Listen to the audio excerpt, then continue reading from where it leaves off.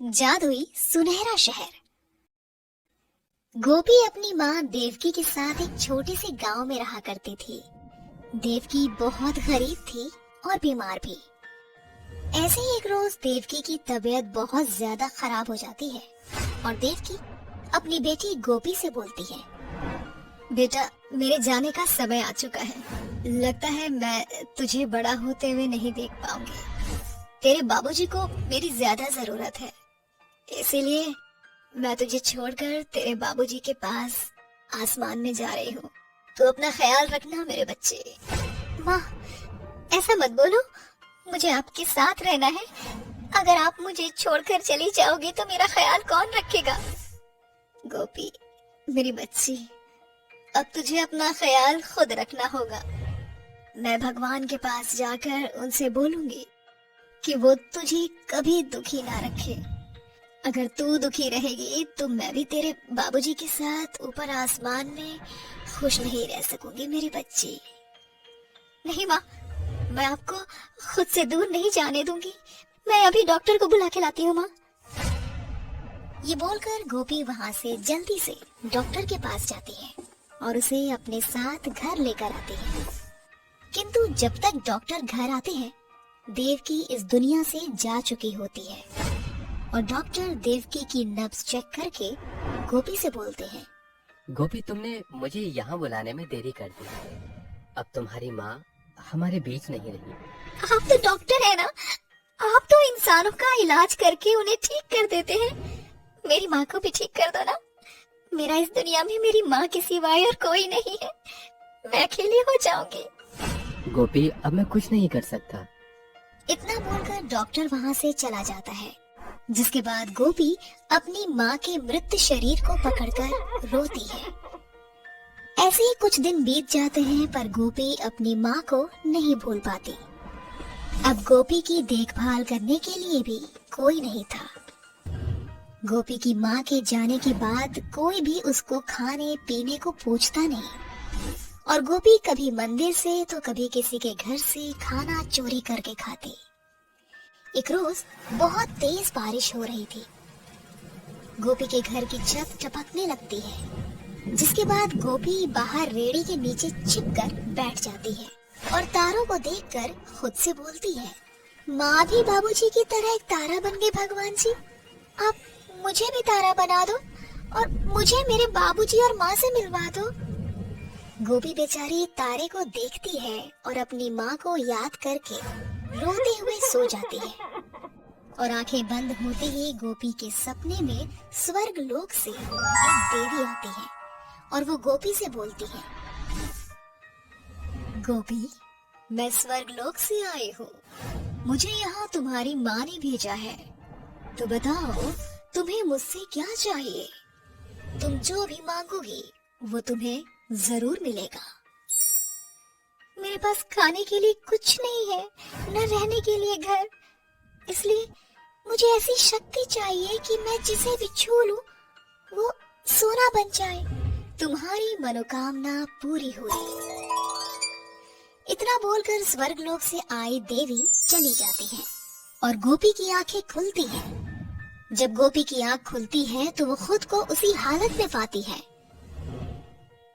शायद मैं कोई सपना देख रही थी, पर ऐसा भी तो हो सकता है कि वो सपना सच हो। एक काम करती हूँ, मैं इस रेड़ी को छू कर देखती हूँ कि ये सोना बनता है या नहीं। ये बोलकर गोपी उस रेड़ी पर हाथ रखती है और बोलती है, मैं चाहती हूँ कि ये रेड़ी सोने की बन जाए। गोपी के ये बोलते ही पूरी की पूरी रेड़ी सोने की बन जाती है, जिसके बाद गोपी को पूरा यकीन हो जाता है कि वो सब एक सपना नहीं बल्कि हकीकत था। जिसके बाद गोपी अपने घर को छूती है और बोलती है, मैं चाहती हूँ कि मेरा ये टूटा हुआ घर एक सोने का घर बन जाए और उसके अंदर की सारी चीजें सुनहरी हो जाए। गोपी के बोलते ही उसकी ये इच्छा पूरी हो जाती है और उसके घर के साथ साथ उसके अंदर की सारी चीजें सोने की बन जाती हैं। गोपी का सुनहरा घर देखकर गोपी के घर के आसपास के लोग उसके पास जाते हैं और उससे बोलते हैं, गोपी बेटा, पलक झपकते ही ऐसा क्या हुआ कि तुम्हारा घर सुनहरा सोने का बन गया और उसके अंदर की सारी चीजें भी सुनहरी हो गईं? काका, मेरी माँ की वजह से मुझे ये वरदान मिला है। अब मुझे किसी की भी जरूरत नहीं है। पर गोपी बेटा, तुम्हें नहीं लगता कि तुम इस गांव के हो और जब तुम्हारे पास इतना अच्छा वरदान है तो तुम्हें इसका फायदा उठाना चाहिए? कैसा फायदा काका? अरे गोपी बेटा, तुम हम सबकी मदद करने की सोचो। तुम सबकी मदद करोगे तभी तो भगवान भी तुम्हारी मदद करेगा। तुम एक काम करो, इस पूरे शहर को सुनहरा शहर बना दो ताकि दूर दराज के लोग हमारे गांव को देखने के लिए आए और हमारा गांव प्रसिद्ध हो जाए। गांव वालों की बातों में आकर वो भी बिल्कुल ऐसा ही करती है और अपनी इच्छा जाहिर करते हुए बोलती है, मैं चाहती हूँ कि मेरा ये गांव सुनहरा शहर बन जाए। यहाँ की हर एक चीज सुनहरी हो ताकि मेरे गांव वालों को सोने की कमी न हो और दूर दराज के लोग हमारे सुनहरे शहर को देखें। गोपी के बोलते ही गांव की हर एक चीज सुनहरी हो जाती है और वो गांव एक सुनहरा शहर बन जाता है। वहाँ के मटके, घर, बर्तन, बिस्तर, यहाँ तक कि पानी भी सुनहरा बन जाता है। सब कुछ सोने में तब्दील हो जाता है। जब ये सब कुछ गांव वाले देखते हैं तो सब हैरान हो जाते हैं और गांव की एक बूढ़ी औरत गोपी के पास आकर बोलती है, गोपी बेटा, तुम्हें ये वरदान तुम्हारे भले के लिए मिला था ताकि इस वरदान से तुम किसी मजबूर बेबस की सहायता कर सको। पर तुमने गांव वालों की बातों में आकर इस गांव को सुनहरा शहर बना दिया पगली। गांव वाले लोग ये भूल गए हैं कि खाना पीना सोना चांदी से ज्यादा जरूरी होता है। देखो, गांव में अब एक बूंद पानी नहीं है। अब इंसान क्या पिएगा? इसलिए मेरी बच्ची, मैं चाहती हूँ कि तुम इस शहर को ठीक कर दो। पर ये मेरे बस में नहीं है दादी। अब मैं क्या करूँ? ऐसे तो सब लोग मर जाएंगे। ये बोलकर गोपी बहुत रोने लगती है और बूढ़ी औरत से बोलती है, मुझे तो बस प्यार चाहिए था।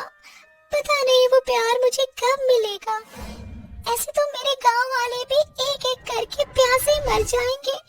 अब मैं इन सबकी जान कैसे बचाऊं? मुझे नहीं चाहिए वरदान। गोपी के ये बोलते ही बूढ़ी औरत स्वर्ग लोक की देवी बन जाती है और वो गोपी से बोलती है,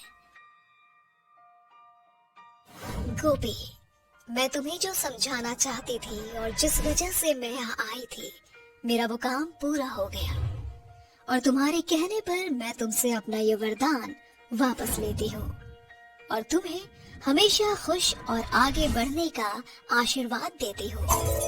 तुम जहाँ भी जाओगी वहाँ तुम्हें सिर्फ खुशियाँ और तरक्की, साथ ही बेशुमार प्यार मिलेगा। ये बोलकर स्वर्ग लोक की देवी वहाँ से चली जाती है।